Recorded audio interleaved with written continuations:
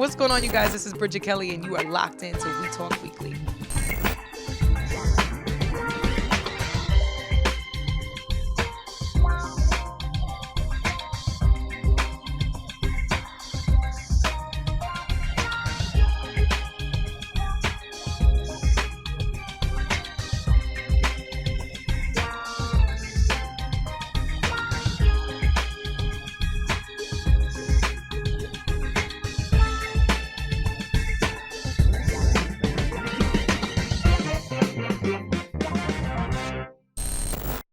It's one of those things, right? And so this your boy Charles Gregory with the beautiful Lauren Sizzle, beautiful Classy Lady Sparkle. And this your boy Charles Gregory, and this is We Talk Weekly's After the Talk on WPPMLP 106.5 FM. And you already know what we got coming up next. What we got coming up next? The good news, bad news. She's about to say that. All right, as usual, let me ask First Lady, you want good or bad? Give me the good news. All right, we're going to do some good news. Thank you. The good news is that we are honoring an unsung legend. Uh-oh. All right. Okay. Unsung hero. All right, this is an unsung hero named Viviette Applewhite. This Say woman, that one more again? Viviette Applewhite. Okay. She's the woman who challenged the Commonwealth of Pennsylvania and won. Yeah. In 2012, Pennsylvania legislators passed a law requiring everyone to present certain types of photo ID before voting. Do you guys remember that? Yeah. All right. I remember that. This law would eliminate many disenfranchised people from being eligible to vote.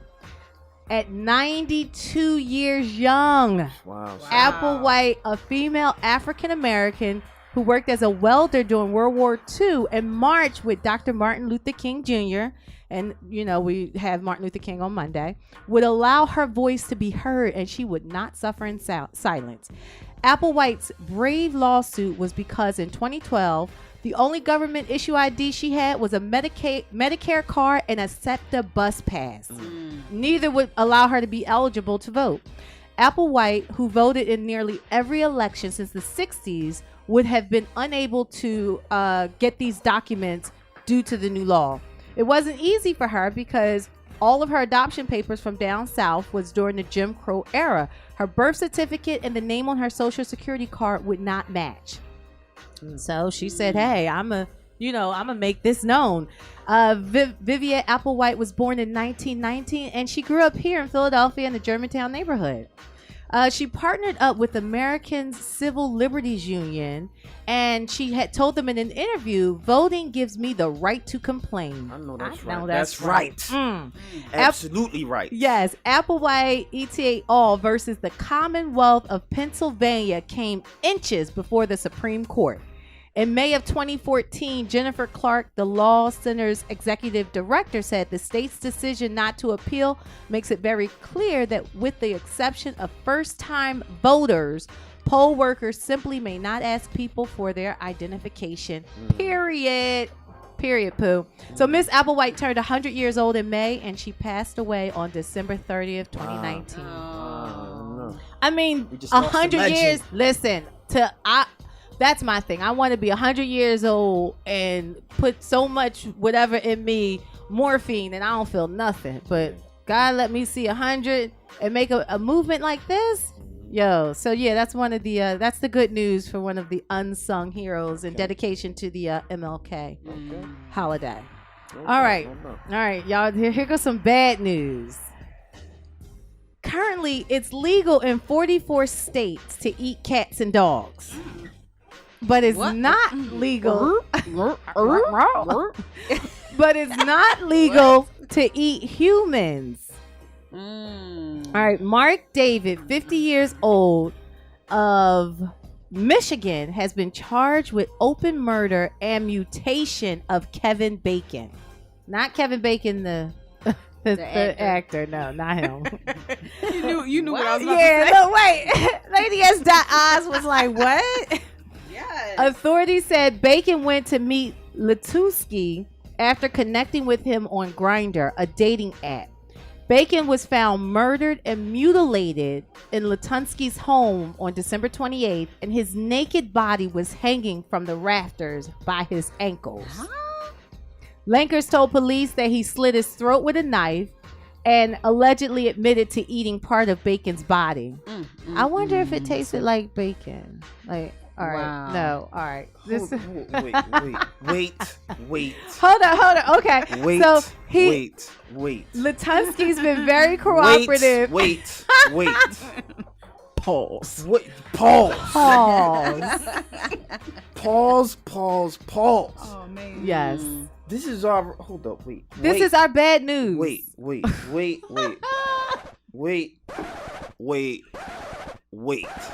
Did you just say? Yo, it's too much going on. Did you just say that? What? Oh my! Tastes like. Oh my God. Okay, so Go ahead, these Sparkle. two gentlemen met on a website, a dating app. Latunski is the man who committed a murder. The murder person was named Kevin Bacon.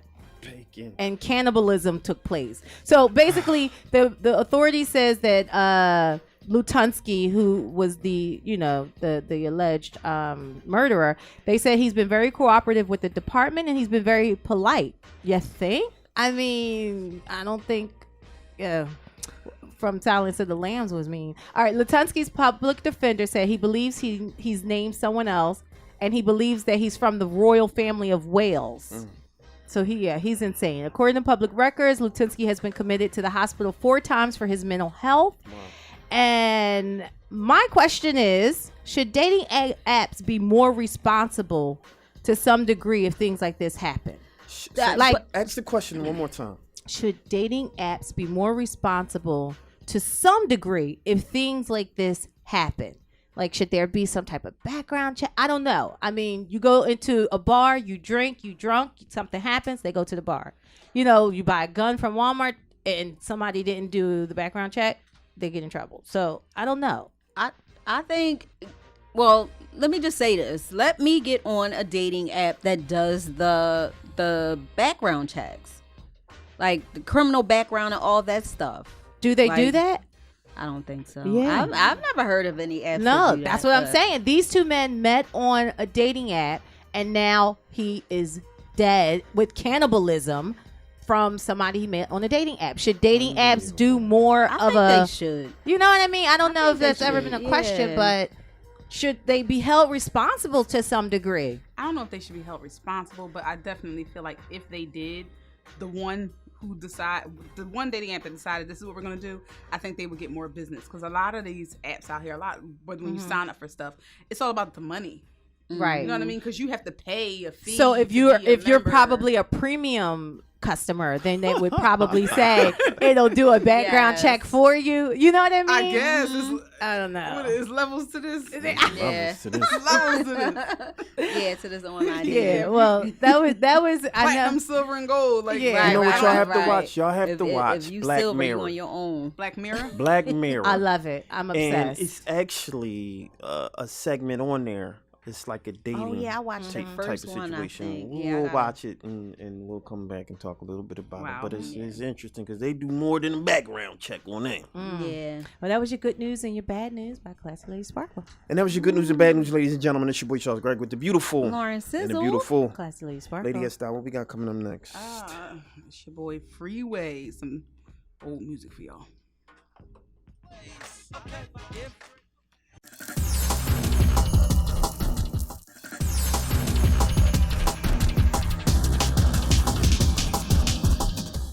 What's up, you guys? It's your girl Lauren Sizzle and Classy Lady Sparkle. And have you subscribed to our channel yet? If the answer is no, you need to subscribe now. Yeah, so stop what you're doing. Go right now and subscribe. We like you. You like us. So go ahead and subscribe. Come on over. Be a part of the family of We Talk Weekly and subscribe to our YouTube channel. So what are you waiting for? Subscribe now.